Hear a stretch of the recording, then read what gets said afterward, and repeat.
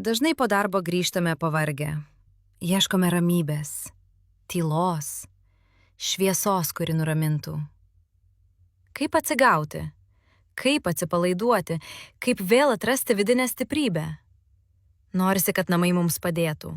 Kad jie būtų vieta, kur gera būti. Gera kvėpuoti, gera ilsėtis. Šis difuzorius ypatingas.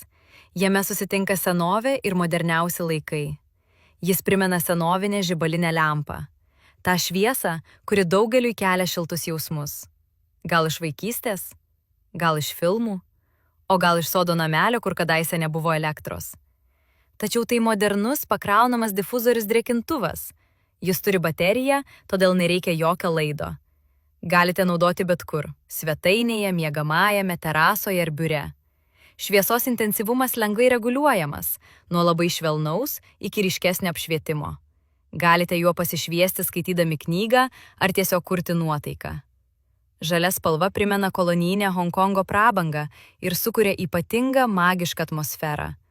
O kai lašinate kelis lašus eterinio aliejaus, prasideda aromaterapija. Kvapai pasklinda švelniai, padeda atsipalaiduoti, nuraminti mintis, geriau išsimiegoti. Pakankama drėgmė ore leidžia jaustis daug geriau.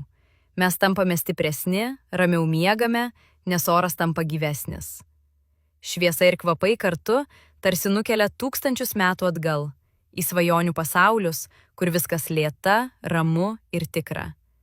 Tiesiog įlašinkite mėgstamo eterinio aliejaus, įjunkite šviesą ir leiskite namams tapti jūsų ramybės oaze.